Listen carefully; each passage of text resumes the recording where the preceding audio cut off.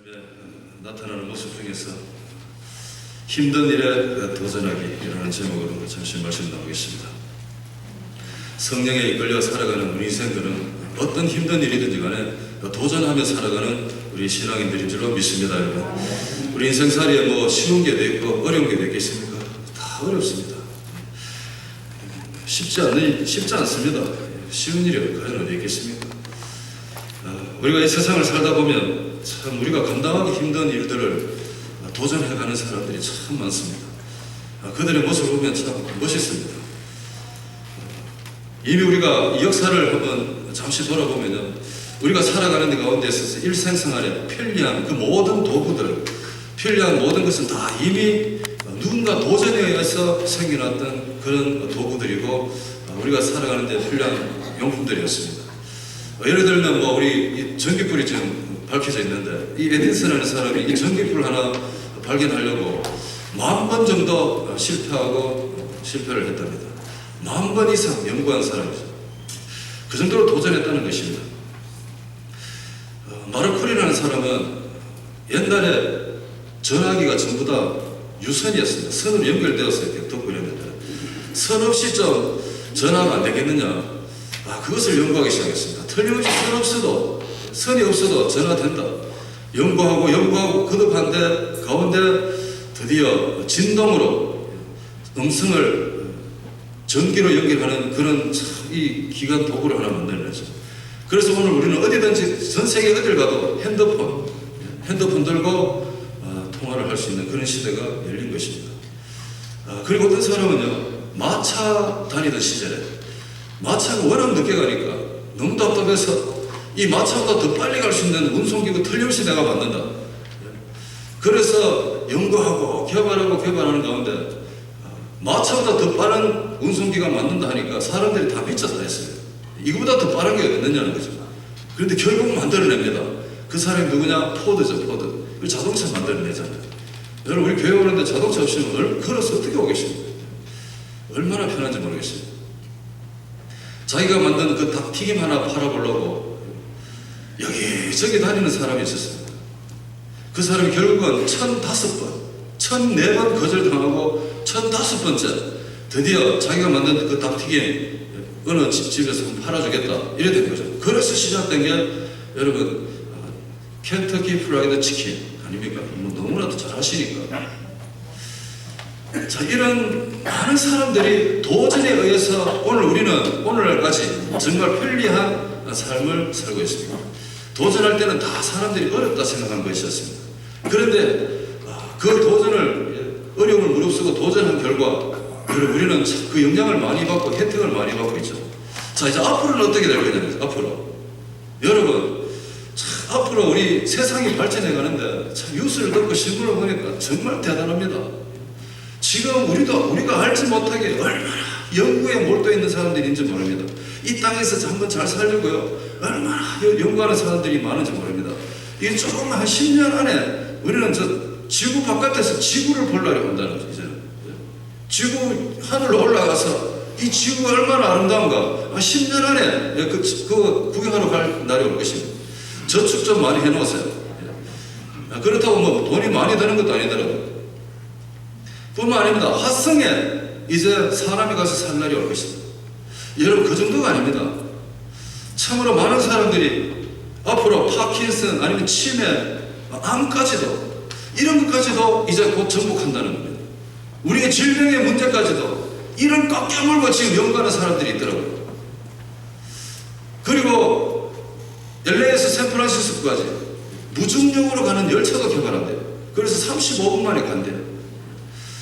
세상이 얼마나 여러분 많이 바뀌어져 가는지 모릅니다. 인공지능을 만들어내가지고 우리의 삶에 얼마나 많은 편리함을 주려고 인공지능까지 만들어내죠. 그 잘못 사용은 안 되지만 그 인공지능도 잘 사용만 한다면 우리의 삶에 엄청난 편리함이 올 것이라는 것입니다. 이렇게 여전히 오늘도 사람들이 생각했을 때 미쳤다 생각할 정도로 그렇게 하는 그런 문제도 지금 누군가는 열심히 그 힘든 일에 도전을 하고 있습니다. 이런 도전을 하는 사람들을 보면 그 인생에 뚜렷한 동기와 목적이 있는 것 같습니다. 인생의 동기는 산을 오르는 것과 같다 이렇게 표현하는 사람이 있습니다. 인생의 동기가 뭐냐? 산을 오르는 것 같다. 산을 하나 넘었는데 보니까 또 하나의 산이 오더라는 거죠. 그러면 또 산을 또 하나 넘었어. 또 산을 넘었는데 또 보니까 다음에 또 산이 보이는 것입니다. 다른 산이 자꾸 보이는 것입니다. 그것이 인생의 동기라는 것입니다. 그런데 어느 날 우리에게 다음에 산이 보이지 않는다면 그것으로 인생은 그것으로 끝이 난다는 것입니다. 무슨 말씀입니까? 인생을 살아가는데 또 다른 동기가 생겨나지 않으면 인생은 거기서 스탑한다는 것입니다. 사람은 그때부터 어떻게 되느냐? 매너리즘에 빠진다는 것입니다.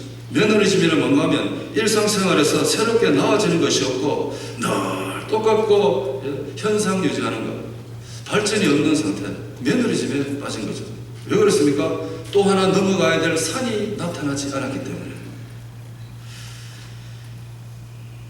위대한 역사를 이루어가는 사람들은 모두가 자기 자신이 매너리즘에 빠지는 것을 원치 않았습니다. 그래서 자기 나름대로 또 하나의 넘어가야 될 산들을 자꾸 만들어냈는지도 모릅니다. 그래서 도전하고 또 도전하고 도전해 갔던 것입니다. 하나님께서 저와 여러분들을 오늘 이 자리에 부르신 것은 이렇게 영적 매너리즘에 빠지지 말고 늘 깨어서 날마다 참 위대한 삶을 향해서 살아가게 하기 위해서 저와 여러분들 오늘 이 자리에 부르신 줄로 믿으시기 바랍니다. 오늘 이 하나님의 말씀을 통해서 참으로 다시 한번 힘을 얻어서 정말 우리 인생살이에 정말 그냥 평범하게 사는 것이 아니라 늘 뭔가 하나님을 영광을 위해서 아니면 하나님께서 맡겨주신 그 사명을 향해서 뭔가 도전하며 살아가는 그런 삶을 살도록 오늘 저희들에게 힘을 주실 줄로 믿습니다. 여러분, 예수님께서 다시 살아나셨습니다. 오늘 무슨 주일입니까? 4월 첫째 주일이지만 오늘도 여전히 부활주일인 줄로 믿으시기 바랍니다.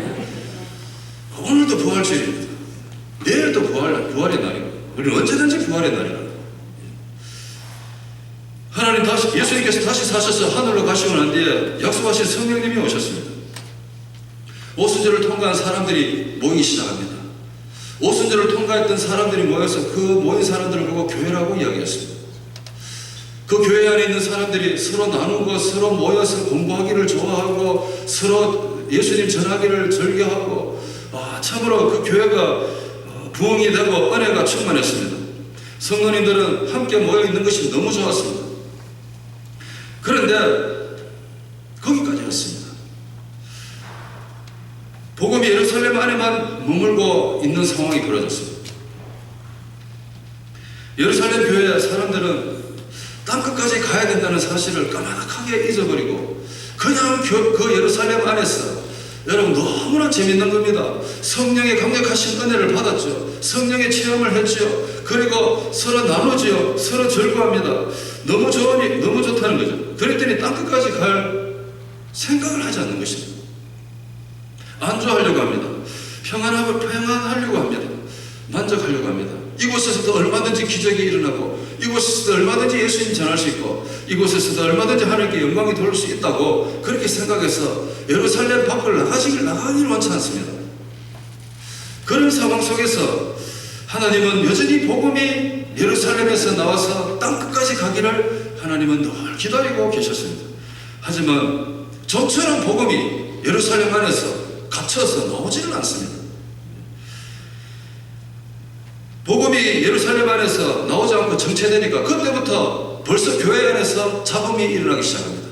헬라파 사람과 히브리파 사람들이 서로 구제하는 데 있어서 누가 많이 받았고 누가 적게 받았다. 이것 때문에 교회 안에서 벌써부터 분란이 일어나기 시작합니다. 복음의 특성이 뭡니까 여러분? 복음의 특성은 땅끝까지 가는 것입니다. 복음이 어느 곳에 머물고만 있으면 그 복음이 결국은 부패하고 마는 것입니다. 여러분 물도요 어느 한 곳에 모여만 있어 보십시오. 고여있는 물은 썩게 된다는 거죠. 물이 어떻게 썩을 수 있을까? 썩게 됩니다. 여러분 사회가 왜 죽은 바다입니까? 물은 들어오는데 흘러나가는 곳이 없어요. 그러니까 항상 그 고여있는 것입니다.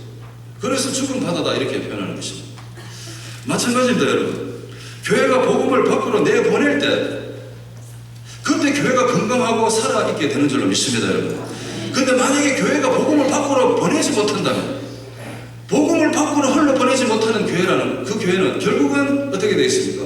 교회 안에서 교회가 죽게 되는 거죠. 그래서 선교하는 교회가 살아있는 교회다 이런 말이 계속해서 나오는 것입니다. 계속해서 복음을 세상으로 흘러보내니까요. 받은 은혜를 또 흘러보내고 받은 은혜 흘러보내고 이 성경적 은혜의 순환이 되니까 어떻게 되겠습니까? 사람이 사는 거 아닙니까? 순환이 안 되고 막혀보십시오. 그때부터 병이 들게 되어 있는 것입니다. 우리의 뱃속도 마찬가지입니다. 우리의 뱃속에 생수의 강이 흘러 넘쳐야 되는 줄로 믿습니다, 여러분. 생명의 강이, 이 생수의 강은 성령의 강이라. 이 성령의 강이 우리 뱃속에서 계속 흘러 넘쳐야 여러분 우리가 영적으로 건강해지는 것입니다. 뱃속이 세상의 문제로 꽉 막혀버리면 우리는 그때부터 병들게 있는 것입니다. 되게 되는 것입니다. 하나님께서 복음이 예루살렘 안에 갇혀 있는 것을 원치 않았습니다. 그래서 하나님께서 한 가지 쓰신 방법이 있는데 그게 뭔가 하면 환난과 핍박이었습니다. 선교사의 역사를 보면 교회가 복음을 언제 가장 열정적으로 전해드렸는가 세상으로 언젠가 봤더니 환난과 핍박이 심할 때 그때 가장 선교 역사의 왕성한 시기였습니다. 우리가 신앙생활 하는 데 있어서 여러분 환난도 없고 핍박도 없다. 그러면 결국 어떻게 되는가 하면 편안함의 안주에서 며느러짐에 빠지게 된다는 것입니다. 그때부터 우리는 그 고통과 환난의 십자가를 벗어버리고 여러분 더 이상 복음을 전하는 삶을 살지 않습니다. 안주한다는 거죠. 하지만 환난과 핍박이 있었던 시절에 복음은 세상에 더 많은 곳으로 전파되어져 갔다는 것을 보게 됩니다. 예루살렘 교회에 갑자기 순교자가 생겨납니다. 우리가 지난주에도 보았던 것처럼 서재반 집사님이 돌에 맞아 순교를 당하십니다. 그리고 그걸로 끝나는 게 아니었습니다. 이제부터 누구든지 예수님 믿으면 다 잡아다가 죽인다고 사울이라는 청년이 막 살기가 등등해서 막 설치고 있는 그런 시대시 그렇게 되었습니다.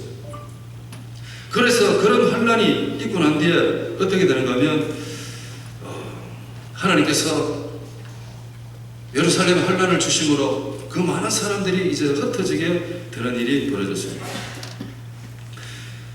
8장 4절에 보니까 그 흩어진 사람들이 두루다니며 말씀을 전할세 이런 말씀이 있습니다. 흩어진 사람들, 이 흩어진 사람들이 누군가? 자기 자신의 그 안정된 생활을 떠나서 어떤 의도에 의해서 강요에 의해서 현실로 떠밀려 나간 사람들, 그 사람들 보고 흩어진 사람들이다 이렇게 말합니다. 며느리 집에 빠지지 말고 세상을 좀 향해 나가라고 하나님께서 흩으셨습니다. 이 사람들이 흩어져서 뭘 했느냐? 이 흩어진 사람들을 보면 다른 말로 하면 난민이죠. 난민. 흩어진 사람들. 저 시리아 난민들이 터키로 막 넘어와서 요새 문제가 됐는데 시리아에 살던 사람들이 터키로 온 사람들, 그 사람들 보고 흩어진 사람들 이렇게 말합니다. 자, 이 흩어진 사람들이 난민촌에 가서 정착해서 그곳에서 도움받고 살았는가? 이 성령의 사람들이 흩어져서 그렇게 살지 않고요. 그들이 뭐 했는가 하면 나가서 두루두루 다니며 복음을 전했다 이렇게 말했습니다. 자기가 정든 고향을 떠나서 안정된 자리에서 떠나서 저 난민으로 참 흩어져서 그곳에서 뭘 했느냐?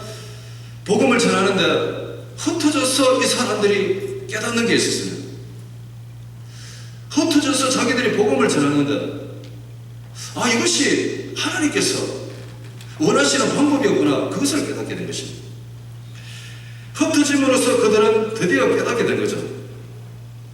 하나님께서 왜 자기들을 세계 여러 나라로 흩으셨는지, 왜 환난이 있었는지 그때부터 깨닫기 시작하는 것입니다. 여기에서 위대한 사역 역사들이 일어나기 시작합니다. 하나님께서 성령의 불을 받은 사람들을 세상 방방곡곡으로 흩으셨습니다. 그리고 참으로 생명의 복음을 그들을 통해서 전해가게 하셨습니다. 하나님께서 그들을 통해서 강하게 원하고 계시고 참으로 그들을 통해서 하시고 싶어 하시는 그 일, 그 선교 전략이 바로 흩으심에 있었다는 것입니다. 사도행전 1장 8절에 성령이 너에게 임하시면 권능을 받고, 그리고 난 뒤에 예루살렘과 온 유대와 사마리아와 땅끝까지 가서 내 증인이 되라. 하나님께서 이런 정인의 삶을 살도록 그 예루살렘에 있는 그 성령의 충만함을 받은 사람들의 그 등을 떠밀어서 세상 밖으로 흩으신 거죠. 정인의 삶 사는. 이 말씀이 어떤 말씀입니까? 우리가 좀 힘들더라도 하나님 우리의 등을 좀 내밀어서 좀 미셔가지고 좀 이 세상을 좀 흩으시기를 원하십니다. 여러분, 우리는 오늘 모였습니다. 그리고 예배마치 우리는 흩어집니다. 왜 흩어지느냐? 세상에 가서 우리가 뭐하라고? 정말 예수님의 정의의 삶을 살라고 우리는 흩어지는 하나님의 백성들입니다. 그곳에 가서 우리가 그냥 편안하게 일주일 편안하게 살다가 오는 것이 아니라, 여러분, 우리가 어느 곳에 흩어지든 간에 그곳에서 우리의 사명이 있다는 것입니다. 이 흩어진 사람들이 그곳에서 난민촌에 가만히 있었다는 게 아닙니다. 난민으로서 도움받고 산 것이 아니라 그들이 흩어져서 복음을 전했대요. 하나님의 그 귀한 선교적 의미가 이 흩음 속에 있었다는 것입니다. 만약에 예루살렘에 핍박이 없었다면, 예수님 전하다가 돌에 맞아 죽어가는 사람 한 사람도 없었다면, 부활의 소식과 성령님의 그 임재하심, 그 귀한 소식, 누구든지 예수 그리스도를 믿으면 다시 살아납니다. 정말 예수님이 부활하셨습니다. 그래서 우리에게도 두 번째 생명이 있습니다. 이런 정말로 생명의 소식, 아름다운 소식, 이 좋은 소식, 이 귀한 소식이 여러분 예루살렘 안에만 갇혀 있었다면, 저와 여러분은 그 귀한 생명의 복음 한 번도 듣지도 못하고 우리는 세상을 떠났을 것입니다. 만약에 이 귀한 생명의 복음이 예루살렘 저 조그마한 동네에만 여전히 머물고 있었다면, 그 지금 저 베들레헴이나 예루살렘의 저 조그마한 동네에 그 귀한 소식이요, 정말 옛날부터 내려오는 하나의 구전으로만 전락하고 그냥 끝났을 것입니다. 하나님 그거 원치 않았습니다. 만약에 복음이 예루살렘 안에만 들어있다면, 여러분 그게 얼마나 하나님 것이 아깝겠습니까? 여러분, 복음을 듣고 성령을 만난 사람들은 정말로 하나님께서 귀하게 쓰시는 귀한 일꾼들이십니다. 얼마나 귀한 일꾼들이십니까? 이 귀한 일꾼들이 예수님 만났죠. 성령님 만났죠. 삶의 변화가 일어났습니다. 얼마나 귀한 일꾼들이십니까? 이들이 자기 동네만 머물고 있다면 얼마나 참 아깝겠습니까? 하나님 그래서 흩으신 것입니다. 좀 도전하라고, 목숨을 좀 잃더라도, 좀 힘들더라도, 좀 고생하더라도 세상에 뛰어나가서 세상과 좀 충돌하라는 것입니다. 세상과 좀 충돌하면서 좀 도전하라는 것입니다. 여러분, 우리가 세상에 흩어집니다. 흩어져서 세상에 나아가는 삶 자체가 우리 세상과의 충돌입니다. 우리 하나님의 사람들이, 성령의 사람들이 세상의 가치관과 충돌하고, 세상의 삶의 방법과 충돌하고, 정말 여러 가지 사상과 충돌하고, 여러분 세상에 나가서 우리가 사는 것 자체가 이 세상과의 충돌 아니겠습니까? 그렇게 충돌하고 사는 것이 좀 힘들더라도, 그렇더라도 세상으로 들어가서 흩어져서 좀 살아라는 것입니다. 그래서 귀한 일꾼들을 이 세상으로 흩으신 것입니다. 흩으심의 의미입니다. 이 세상에서 단일 민족 중에서 가장 많은 나라에 퍼져나가 사는 백성이 우리나라라 사람이라 그랬습니다. 현재 181개국에 720만 명의 사람들이 나가 있습니다. 단일 민족으로는 중국 사람보다 많더라고요. 배가 고파서 좀 더 잘 먹고 살기 위해서, 아니면 좀 더 나은 꿈을 향해서, 아니면 참으로 위대한 삶을 한번 살아보려고 도전정신을 가지고 이 나라, 저 나라, 여러 나라, 전 세계에 우리 한국 백성들이 흩어져 살고 있습니다. 그런데 참 신기한 일이 벌어졌어요. 한국 사람이 가는 곳마다 하나님의 교회가 세워집니다. 왜 하나님께서 우리 민족을 전 세계로 흩으셨을까? 그 흩으심의 비밀이 과연 뭘까라는 것입니다. 우리 한민족들은 참 진짜 대단한 것 같습니다. 좀 힘들더라도 내가 진짜 그 이민의 삶을 살면서 언어도 잘 안 통하고 문화도 들리는데, 그런 가운데서도 하나의 근면정신 이거 하나 붙잡고 정말 땀을 흘려 열심히 수고하는 가운데서 삶을 일구어내고 삶의 터전을 만들고 그리고 성공합니다. 그리고 그 가운데서도 그 힘들고 어려운 삶을 살아가는 가운데서도 뭐 하느냐? 영적 도전을 하더라고요. 예배당을 세워, 예배당을. 이 얼마나 위대한 영적 도전입니까? 예배당 세워서 그걸로 끝내는 게 아니더라고요. 여러분, 그 예배당을 세워서 우리 한국 민족들이 모이는 거 그걸로 끝내는 게 아니라 그 한국 분들이 모이는 곳마다 선교를 표방합니다. 여러분, 181개국에 세워진 6천여 개의 교회가 선교 안 하는 교회가 있을까요? 전 세계에서 복음을 들고 나가는 민족은 우리나라 백성밖에 없어요. 정말 대단하십니다.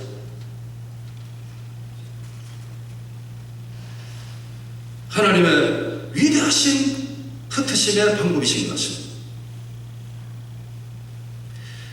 성령에 이끌려 살아가는 사람들의 모습입니다. 그 모습을 보면 좀 다른 사람들이 포기하는 일, 힘들어하는 일, 하기 싫어하는 일, 그런 일들에 이 성령의 사람들은 관심이 많습니다. 자기가 한번 도전해보고 싶은 마음이 생겨납니다. 좀 더 그 일을 감당하려고 합니다. 예루살렘에 박해가 있을 때 이 스데반 집사님, 초대교회 7 집사님 중에 첫 번째 집사님이 이 스데반 집사님 순교당하십니다. 그리고 두 번째 이름으로 나오는 집사님이 빌립 집사님. 이분이 어디로 가느냐? 사마리아로 내려갑니다. 어떻게 이분은 사마리아 지역을 택하여 갔을까? 다른 데 가도 편안한 데도 많고 쉬운 데 지역도 많을 텐데 왜 이 빌립 집사님은 남들이 제일 가기 싫어하는 그런 지역을 택해서 내려갔을까? 여러분, 참 신기하지 않습니까? 힘든 일에 도전하는 성령의 사람들의 모습이었습니다. 오늘 그 사람들은 어떤 모습을 갖고 있는가? 빌립 집사님을 통해서 우리가 삶에 한번 적용했으면 좋겠습니다. 그리고 저와 여러분들도 참 이 집사님처럼 정말 힘든 일에 한번 도전할 수 있는 성령의 사람 되시기를 간절히 축복합니다, 여러분. 저 성령으로 힘든 일에 도전하는 성령의 사람은 어떤 사람인가 하면 다른 사람이 힘들어하는 것을 골라서 헌신한다는 것입니다. 다른 사람이 하기 싫어하는 거, 힘들어하는 거, 포기하는 거 이거 골라서 하더라고요. 사마리아 지역은 어떤 지역입니까? 전통적으로 유대인들이 제일 싫어하는 땅입니다. 그래서 어디를 가더라도 사마리아를 통과하면 더 지름길인데도 통과 안 합니다. 그냥 빙 둘러서 이렇게 가지. 그 정도로 참 이 사마리아 사람을 싫어합니다. 이유가 뭔가 하면 옛날에 이 이스라엘은 한 나라였어요. 근데 둘로 나눠졌어요. 북이스라엘, 남유다. 북이스라엘의 수도가 사마리아였어요. 근데 아수르라는 나라가 사마리아 이 북이스라엘 쳐들어와가지고 나라가 없어졌습니다. 그때 사마리아 사람들이 뭐 했느냐? 그 아수르 사람, 이방 민족들, 그 민족들과 함께 결혼을 하기 시작합니다. 하나님 절대 이방 민족과 결혼하지 말라고 그랬는데 결혼을 하기 시작합니다. 그러면서 이 유대인들한테 이 사마리아 사람들도 원래 유대인들이랍니다. 어떻게 보면 하나님의 백성들, 선택받은 민족이었지 않습니까? 근데 그들이 이방 민족과 함께 같이 섞여 사는 것을 이 남유다 쪽 사람들이 도저히 용납이 안 되는 거예요. 그래서 늘 무시하고 천민을 하고 이렇게 말했습니다. 그래서 절대 그것이 안 갔습니다. 그러다 보니까 여러분, 이 사마리아 지역에 복음이 안 들어가다 보니까 그 땅이 어떻게 되겠습니까? 복음의 불모지, 미전도 종족이 되어가는 거죠. 정말로 예수 그리스도 그분을 아는 사람들이 없어요. 구원의 대상자에서 제외되어 버린 땅이었습니다. 그러니까 이 사마리아 사는 사람들이 영적 상태가 어떻겠습니까? 예수님께서 그 사마리아 지역에 어떤 한 여인을 만났어요. 이 여인은 옛날부터 예배 드린다고 하면서도 낮에 12시에 때 앞에 물을 길러러만 와야 되는 그런 참 연약한 인생이었죠. 그 여인은 사마리아 사는 사람들의 영적 상태가 어떤가를 대표적으로 보여준 것이었어요. 복음이 안 들어가니까, 예수님을 모르니까 당연히 그래 사는 거죠. 예배는 드린대요. 전통적으로 내려놓은 예배는. 그런데 참 예배자를 알지 못하니까 인생이 참 그렇게 처량하게 그렇게 사는 것입니다. 사마리아로 내려간 이 빌립 집사님, 자기가 가만히 생각해보니까 사마리아와 땅끝까지 가서 내 정인이 되라. 이 집사님이 그게 생각이 나는 것 같습니다. 그래서 아무도 가지 않는 땅, 사마리아 땅, 그럼 내가 가겠다는 거죠. 그래서 자기가 내려간 것 같습니다. 사마리아 가서 복음을 전합니다. 예수님을 전합니다. 그런데 놀라운 일이, 예수님을 전하는데 놀라운 일이 뭐냐? 많은 사람들이 예수님을 믿기 시작합니다. 병든 자가 병이 낫기 시작하고요, 역사가 일어나기 시작합니다. 그래서 그 땅에 많은 사람들이 예수님을 믿게 됩니다. 그래가지고 어떻게 되느냐? 보고를 합니다. 이 8장 14절에 예루살렘에 있는 사도들이 사마리아도 하나님의 말씀을 받았다 함을 듣고, 사마리아도 하나님 말씀을 받았다 함을 듣고, 사마리아도 하나님 말씀 받았대요. 그 정도로 이 사마리아가 복음을 받아야 될 이유가 없는 그런 나라였는데, 사마리아도 복음을 받았다를 듣고 베드로와 요한이 사마리아로 옵니다. 와가지고 예수님 만난 사람들한테 성령이 임하시도록 기도하는 그런 역사가 일어났다는 것입니다. 여러분, 이 빌립 집사님이 사마리아 가서 예수님을 전했을 때 예루살렘과 땅끝까지의 그 중간 역할, 예루살렘과 땅끝까지의 그 중간 역할, 그 누가 했느냐? 이 바로 바울, 이 빌립 집사님이 했다는 거죠. 참 귀합니다.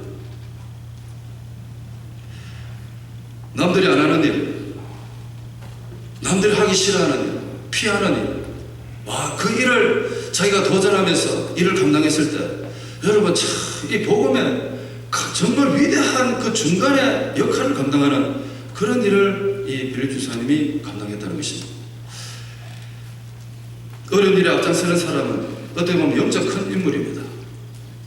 저는 오늘 이 시간에 저 여러분들이 영적 큰 인물이 되기를 간절히 축복합니다. 남들이 다 하는 거, 편안한 거, 쉬운 거, 이거 누구 못하겠습니까? 그러나 우리 갈보리 성교회 성도님들은 참 특별한 성도님들이시라 참으로 하나님께서 가장 힘들다고 하신 그 모든 일들이 우리가 한번 감당하는 그런 은혜가 있었으면 좋겠습니다. 그래서 우리는 성교 지역도 웬만한 곳 안 가잖아요. 남들이 하는 지역 안 가잖아요. 갈렙은 85살 때 남들이 싸우기 싫어하는 땅, 강한 적이 기다리고 있다고 피하는 땅, 정말로 개간이 되지 않는 땅, 원수들이 기다리고 있는 그 땅, 이 갈렙은요 85살이 되었었는데도 그때도 뭐라고 말하는가 하면 이 산지를 내게 달라는 것입니다. 내가 가서 개간하겠다는 것입니다. 이 도전하는 이 성령의 사람들의 모습입니다. 힘든 일에 도전하는 성령의 사람, 남들이 힘들다, 다른 사람들 안 한다, 손 놓고 기다리는 그곳에 이 성령의 사람은 더 마음이 땡기는 거죠. 그런 은혜가 있으시길 간절히 소원합니다. 여러분. 힘든 일에 도전하는 성령의 사람은요, 두 번째, 미지근하게 살지 않고 진리를 체험으로 바꾸면서 합니다. 미지근하게 안 살고 진리를, 하나님 말씀을 내 삶의 체험으로 바꾸어서 그렇게 살아갑니다. 그거 하려고 그렇게 살려고 도전도 합니다. 복음을 머리로만 생각하면 아무런 일이 일어나지 않습니다. 우리가 성경을 아무리 많이 알고 배웠다 할지라도, 여러분 우리가 삶의 현장에 나가서 그 말씀이 우리의 삶에 부딪히지 않는다면, 그 진리의 말씀이 우리의 삶에 처음으로 나타나지 않는다면 우리는 말씀의 능력을 경험할 수 없을 것입니다. 빌립 집사님 보십시오.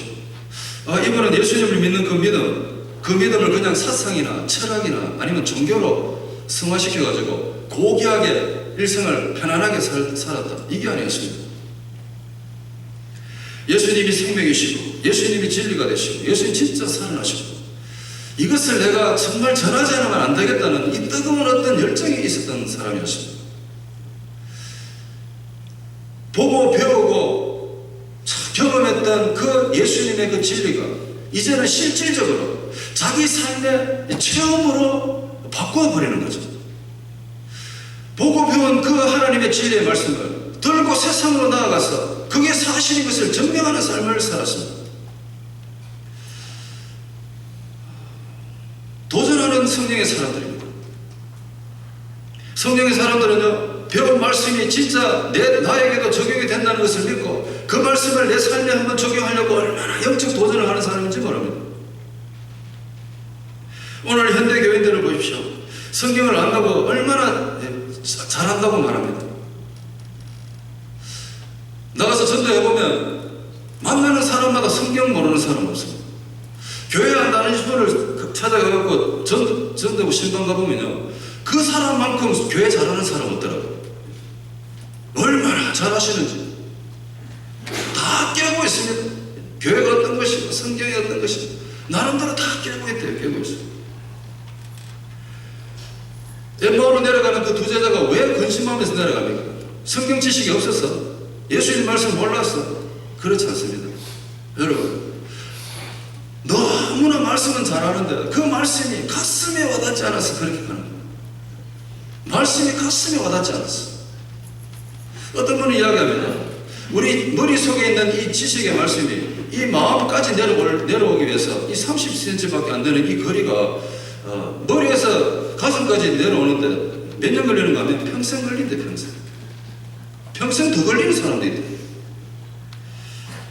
이 머리에 배운 이 하나님 말씀이 가슴까지 내려오는데 시간이 왜 그리 많이 걸리는지 모르겠습니다. 그래서 표현하기를 거북이 크리스찬 이런 말도 나오지 않습니다. 많이 들어서 아시겠습니다만, 오순절이 없는 부활 지식, 오순절이 없는 부활적 지식, 그런 지식을 가진 사람은 결국 고기 잡으러 가더라는 것입니다. 베드로뿐만 아니라 제자들. 여러분, 오순절이 없는 부활절, 이게 무슨 말입니까? 성령의 강력하신 역사하심을 경험하지 못한 지식적 부활절이죠. 부활. 그러나 제자들은 예수님 부활하셨다는 거 다 들었습니다. 예수님 부활하신 거하고 내가 뭔 상관이 있냐는 것입니다. 나는 고기 잡으러 간다. 베드로 말하니까 같이 있던 제자들도 아이고 저도 같이 가지요 하면서 예수님 부활하셨는데 자기들은 고기 잡으러 가고 계십니다. 여러분, 하나님의 말씀이 내 삶의 진리로 체험이 되지 않으니까 어떻게 됐습니까? 삶이 미지근합니다. 미지근하죠. 이것도 아니고 저것도 아닌 것 같고, 예수님 부활하셨습니까? 아, 예, 그러셨군요. 그래서 나는 또 내 할 일 하는 거죠. 아, 예수님 살아계십니다. 아, 그러셨습니까? 아, 그리고 또 내 할 일 하는 거죠. 예수님이 살아계시든지 내가 죽어서 천국 간다 하는데, 아, 그 가는구나. 이 정도 생각 갖고는 우리의 삶에 무슨 도전이라는 게 하나도 없는 거죠. 성령의 사람 그렇지 않습니다. 성령의 권능으로 믿음의 길을 달려갑니다. 그리고 삶에서 영적 부흥을 직접 체험합니다. 그러기 위해서 도전해가는 거죠. 빌립 집사님 참 예수님을 전하기 시작합니다. 자기가 믿고 배우고 경험했던 그 예수님을 실질적으로 나가서 전했을 때 그 사마리아 성에 수많은 사람들이 예수님 앞에 돌아오는 그런 놀라운 체험을 하게 된 줄로 믿습니다. 여러분, 우리도 마찬가지입니다. 하나님께 주신 말씀을 배워서 삶의 현장에 나아가 보십시오. 놀라운 열매가 풍성하게 맺힐 줄로 믿으시기 바랍니다. 머리로만 우리의 삶에 변화가 없습니다.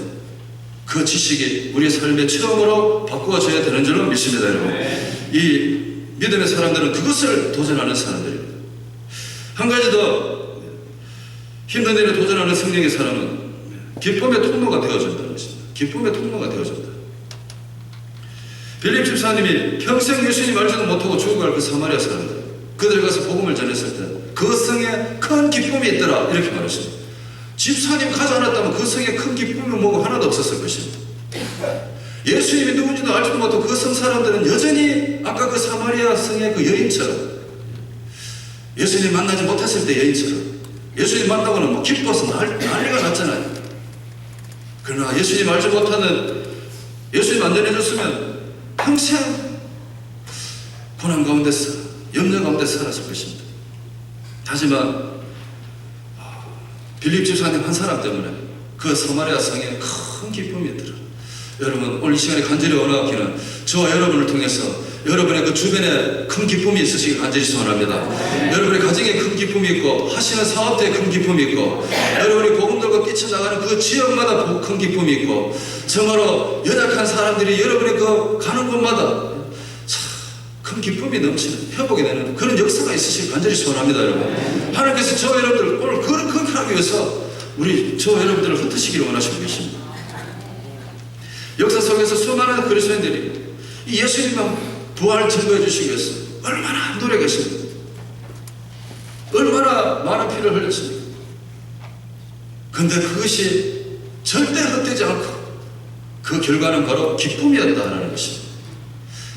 우리나라에 처음으로 성경책 보따리 들고 가지고 성경책 한번 전해주려고 왔던 로버트 토마스 선교사님, 성경책 한번 전해주지도 못하고 그냥 참수당해 순교당하셨습니다.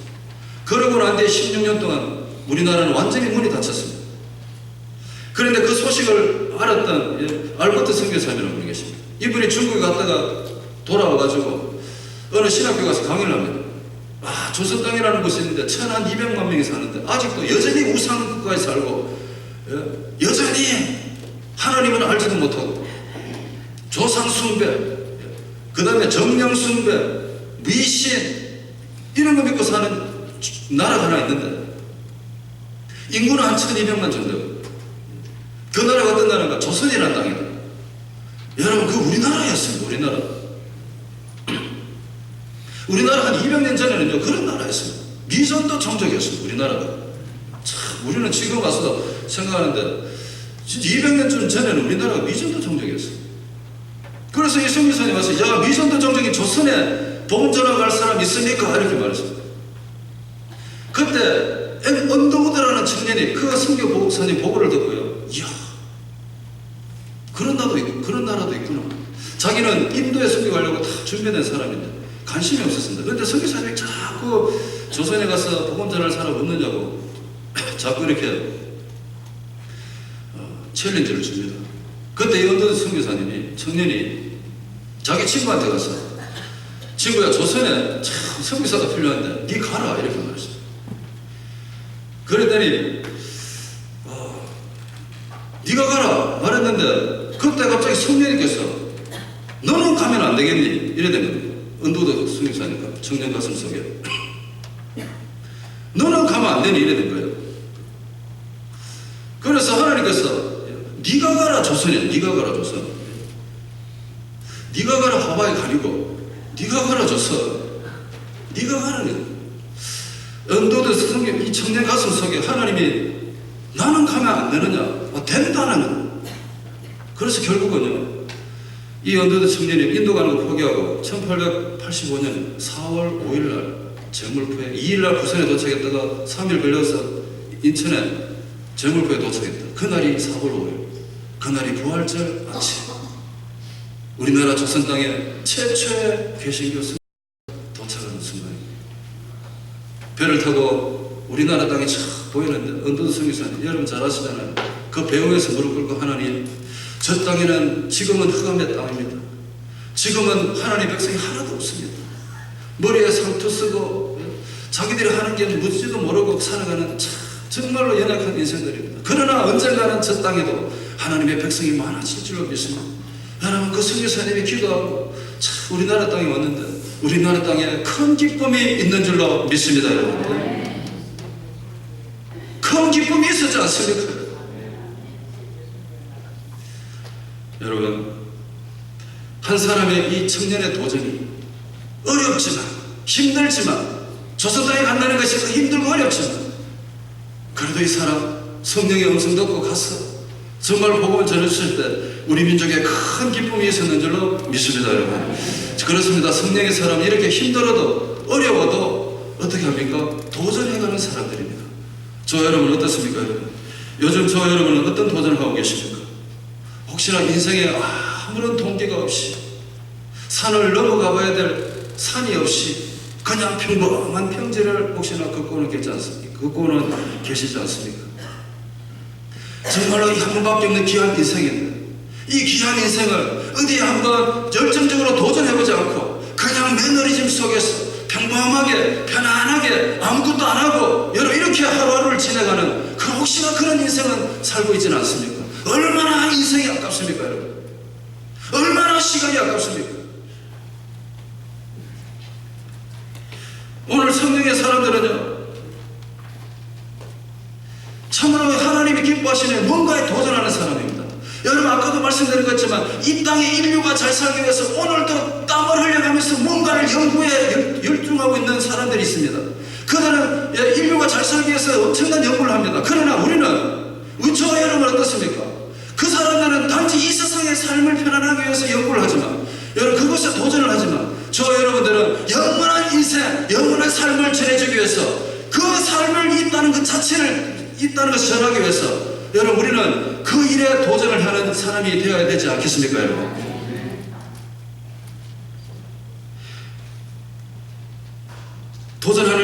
도전하기 힘든 일이 혹시 개인 기도입니까?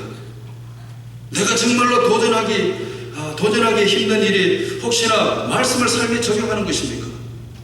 아니면 사랑하지 못하는 사람을 사랑하는 것입니까? 아니면 어떤 헌신입니까?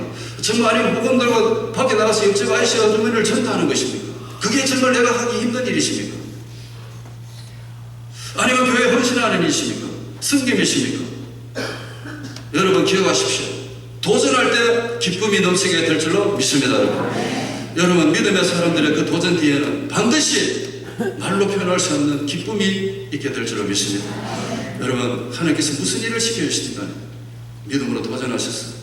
여러분 저와 여러분 삶에 남은 인생에 기쁨이 넘치고, 그 도전을 통해서 하나님의 복음이 더 전해져 가고, 그 도전을 통해서 참으로 하나님께 영광 받으시는 그런 일이 저와 여러분의 삶에 있으시기를 간절히 축복합니다. 한번 기도하겠습니다. 이 시간에 잠시 한번 눈을 감고 여러분 기도하겠습니다.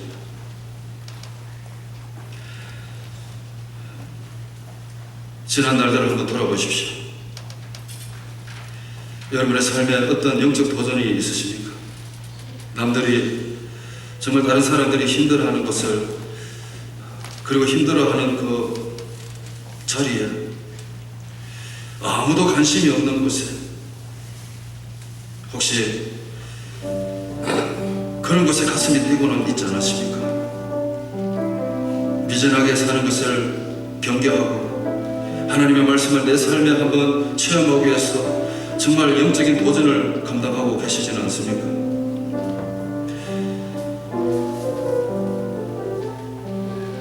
절망하고 실망하고 정말 아파하는 그곳에 내가 기쁨의 통로가 되어주기 위해서 노력을 하고 계시지는 않습니까?